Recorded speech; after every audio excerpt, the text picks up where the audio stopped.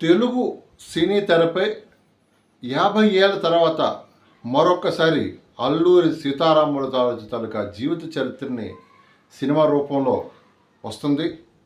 విశాఖపట్నానికి చెందిన ప్రముఖ గాయకుడు, నటుడు, నిర్మాత ఆర్వివి సత్యనారాయణ నిర్మించిన మన్యం ధీరుడు అనే సినిమా ఈ నెల 20వ తారీఖుని ప్రపంచవ్యాప్తంగా విడుదల అవుతూ ఉంది. సుమారు 50 సంవత్సరాల క్రితం అల్లూరి సీతారామరాజు సినిమాని పూర్తి స్థాయిలో ఒక ట్రెండ్ సెట్టింగ్గా సూపర్ స్టార్ కృష్ణ నిర్మించడం, విడుదల చేయడం జరిగింది.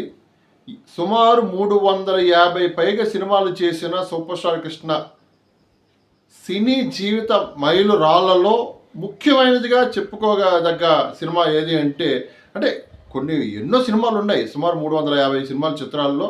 కానీ ఒక బెంచ్ మార్క్ అన్నది చెప్పుకునే చరిత్ర ఏంటి అంటే అల్లూరి సీతారామరాజు సినిమా.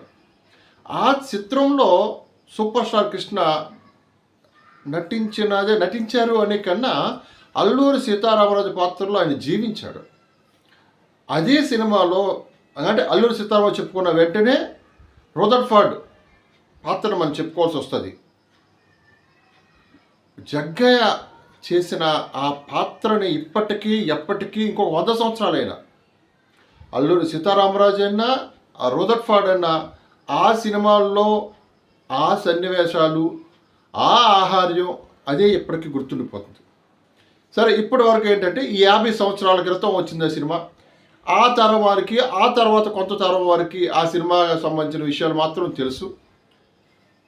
రాను రాను అల్లూరి సీతారామరాజు అంటే మళ్ళీ పాత సినిమా కింద దాన్ని జమ కట్టేస్తున్నారు ఇప్పుడున్న జనరేషన్. ఎందుకంటే చేతిలో సెల్ ఫోన్ పడేటప్పటికి ప్రపంచంలో ఉన్న రకరకాల సినిమాలు, అసలైన జీవిత చరిత్రలో కానీ, పోరాట యోధుల జీవిత చరిత్రలో కానీ, అసలు భారతదేశానికి సంబంధించిన యోధులు కానీ, చరిత్రకారులు కానీ ఈ వ్యవహారాలు ఎప్పటికీ ఇప్పుడున్న తరానికి పట్టించటం లేదు.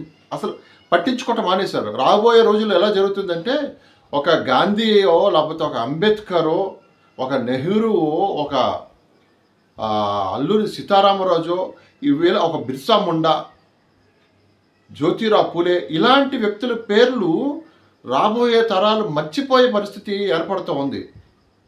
పట్టించుకోవట్లేదు. ఎందుకంటే చేతిలో అసలు విషయాన్ని మర్చిపోయి, చరిత్రను మర్చిపోయి, మన చాలుగా మూలాలను మర్చిపోతున్నారు ఇప్పటి ఉన్న జనరేషన్. సో ఇలాంటి పరిస్థితుల్లో విశాఖపట్నానికి చెందిన ప్రముఖ గాయకుడు ఆర్వివి సత్యనారాయణ సొంత బ్యానర్ మీద ఎన్నో కష్టాలకి ఓర్చి, ఎందుకంటే అల్లూరి సీతారామరాజు సినిమా తీయటము, జీవిత చరిత్ర తీయటం అంటేనే కష్టంతో కూడుకున్న పని. ఒకానొక సమయంలో మహానటుడు ఎన్టీ రామారావు గారు కూడా ఈ సినిమాని ప్రారంభిద్దామని చెప్పి కొన్ని కారణాల వల్ల దాన్ని డ్రాప్ అయిపోవడం జరిగింది. అంత కష్టతరమైన, చేయలేక కాదైనా, అంత కష్టతరమైన ఒక సబ్జెక్ట్ ఇది. ఎందుకంటే ఎక్కడో దగ్గర ఒక విశాఖపట్నంలో, భీమునిపట్నం దగ్గర, పాండ్రంగి దగ్గర జన్మించిన అల్లూరి సీతారామరాజు అప్పటి ఆంగ్లేయుల మీద పోరాటం చేసిన ఈ చరిత్రని మరొక్కసారి తెర మీదకి తీసుకొస్తున్నారు ఆర్వివి.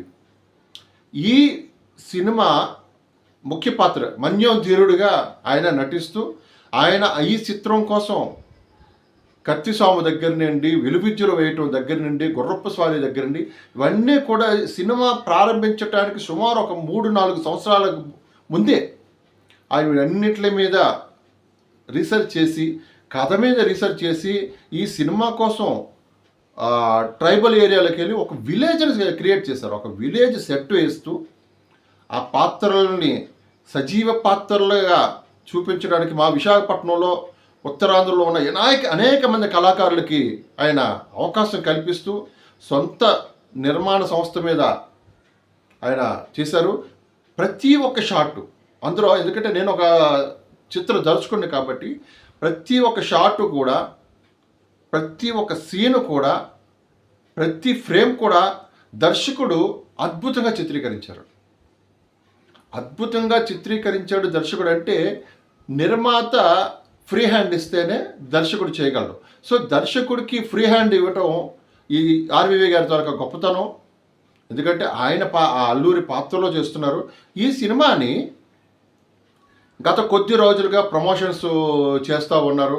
హైదరాబాద్లో ప్రమోషన్ చేశారు, ఇక తర్వాత భీమవరంలో ప్రీ రిలీజ్ చేశారు, ట్రైలర్స్ రిలీజ్ చేశారు. ట్రైలర్లు అద్భుతంగా, అంటే ఇప్పటి టెక్నాలజీకి అప్పటి అల్లూరి సీతారామరాజు చిత్రం అప్పట్లో ఒక ట్రెండ్ సెట్టింగ్ ఎలాగైందో ఇప్పటి మన్యం ధీరుడు ఈ అల్లూరి సీతారామరాజు ఈ చిత్రం కూడా ఇప్పుడున్న డిజిటల్ టెక్నాలజీతో పాటు ఇప్పుడున్న అన్ని రకాల టెక్నిక్ని ఉపయోగించుకుంటూ అద్భుతంగా ఈ సినిమాని నిర్మించడం, దర్శకత్వం చేయటం జరిగింది. ఈ 20వ తారీఖుని ప్రపంచవ్యాప్తంగా చిత్రం రిలీజ్ అవుతూ ఉంది. ఇక్కడ ఇంకో విషయం చెప్పుకోవాల్సింది, ఈ నిర్మాత, ఈ నటుడు అయిన ఆర్వీవి ఎంత సెన్సిటివ్గా ఈ సబ్జెక్ట్ని ట్యాకిల్ చేశారంటే, అల్లూరి సీతారామరాజు వాడిన అప్పటి ఆ బాణాలని ఎలా ఉంటాయన్నది, ఆ వాటిని ప్రత్యేకంగా డిజైన్, అంటే ట్రైబల్ ఏరియాలకు వెళ్ళి ప్రత్యేకంగా, అంటే ఏదో ఆషామాషిగా చేసేయకుండా ప్రత్యేకంగా అప్పటి పరిస్థితులకు అనుకూలంగా ఎలాగుండివన్నది కూడా, అంటే అంత డీప్గా వెళ్ళి, అంత చరిత్రలోకి వెళ్ళి ఆయన ఆ సెట్ ప్రాపర్టీస్ని కూడా తయారు చేయడం జరిగింది. అలాగే ఆయన అల్లూరి సీతారామరాజు పాత్రలో వాడిన కత్తి కూడా ఒరిజినల్ కత్తి వాడటం జరిగింది. అంటే ఫైటింగ్ టైంలో, షూటింగ్ టైంలో ఆ డమ్మీ వాడిన, ఆయన ఇండివిజువల్ షాట్లో మాత్రం ఒరిజినల్ చేయడం జరిగింది. అదే సమయంలో ఈ చిత్రాన్ని ఇందాక నేను చెప్పినట్టు ఒక విలేజ్ సెట్ వేయటంతో పాటు కులు మనాలి వెళ్ళారు, తర్వాత కాశ్మీరు వెళ్ళారు, హిమాలయాస్కి వెళ్ళి అక్కడ షూటింగ్ చేయడం జరిగింది. నిజంగా ఈ హిమాలయాలు, కులు మనాలి పక్కన పెడితే హిమాలయాల్లో ఈ షూటింగ్ జరిగేటప్పుడు అల్లూరి సీతారామరాజు పాత్రలో ఉన్న ఆర్వీవి సత్యనారాయణ ఆ నటుడు కేవలం ఒక పంచెకట్టు, ఒక తుండుతో మాత్రమే ఆయన నటించవలసిన పరిస్థితి. ఎందుకంటే అల్లూరి సీతారామరాజు ఉన్నదే ఆయన తాలూకా డ్రెస్సింగే, అది వేషధారణ, అంటే దాని తాలూకా ఆయన బట్టలు అవి.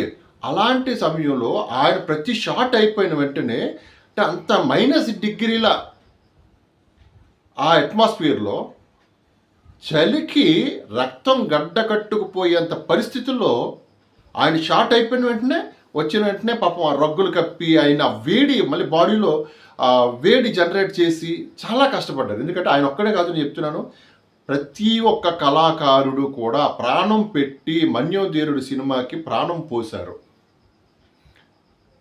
గతంలో వచ్చిన అల్లూరి సీతారామరాజు ఏ స్థాయిలో ఉంటుందో ఆల్మోస్ట్ ఇది అదే స్థాయిలో మరో 50 సంవత్సరాల పాటు తెలుగు ప్రేక్షకుల మనసుల్లో, గుండెల్లో నిలబడిపోయే స్థాయిలో ఆర్వీవి ఈ చిత్రాన్ని నిర్మించడం జరిగింది. మరొకసారి చెప్తున్నాను, దర్శకుడు కూడా ప్రతి షాట్ కూడా అద్భుతంగా తీయడం జరిగింది. ఆర్వీవి గారికి మనం ఒక ధన్యవాదాలు చెప్పుకోవాల్సిన, ఆయన ఎక్కడ వాడని పక్కన పెడితే ఆయన విశాఖపట్నంలోనే స్థిర నివాసం ఉండి ఈ చిత్రంలో అనేక మంది ఉత్తరాంధ్ర కళాకారులకి, టెక్నీషియన్స్కి అవకాశం కల్పించి మా కళాకారులు అంటూ ఆయన అందరికీ కూడా అవకాశం కల్పించారు. ఈ నెల 20వ తారీఖున ఈ చిత్రం రిలీజ్ అవుతుంది. ప్రతి ఒక్కరూ కూడా, ఎందుకంటానంటే టీవీలలో మనకి ఓటీటీలోనే, తర్వాత యూట్యూబ్లో అల్లూరి సీతారామరాజు చిత్రం ఉంది, అప్పుడు సూపర్ స్టార్ కృష్ణ గారు చేసింది. ఆ తర్వాత ఇంకొక విషయం, ఈ చిత్రంలో అల్లూరి సీతారామరాజుకు సంబంధించిన కొన్ని ప్రజల్లో ఉన్న కొన్ని అనుమానాలు కూడా నివృత్తి చేస్తూ ఉన్నారు. అవి చిత్రంలో మీరు చూడాలి, ఎందుకంటే నేను రివీల్ చేయకూడదు. అల్లూరి సీతారామరాజుకు సంబంధించిన కొన్ని విషయాల్ని ఇప్పటికీ రకరకాలుగా చెప్పుకుంటూ ఉంటారు. ఆయన చనిపోలేదని కొంతమంది, ఆయన వేరే వాళ్ళు ఆయన చనిపోయారని, తర్వాత దొండపూడి సాధు అల్లూరి సీతారామరాజు ఒకరు, ఇలా రకాలుగా కొన్ని అనుమానాలని ఈ చిత్రంలో చరిత్ర ప్రకారం, చరిత్రని విశ్లేషించి చరిత్ర ద్వారా ఈయన చేసినది, ఇందులో ఎన్నో అనుమానాలని రివీల్ చేస్తున్నారు. ఇందులో మనందరికీ తెలుస్తుంది. మరొక్కసారి ఈ చిత్రం కోసం నేను చెప్తా ఉన్నాను, ఎన్నో కష్టాలు పడి తీసిన ఈ చిత్రం, ఇష్టంతో తీసిన చిత్రాన్ని మనందరం కూడా ఆదరించాలి. తెలుగు సినీ చరిత్రలో మరొక అధ్యాయంగా ఈ మన్యం ధీరుడు కూడా నిలబడిపోతుంది అనడంలో మనకి ఎలాంటి సందేహం లేదు.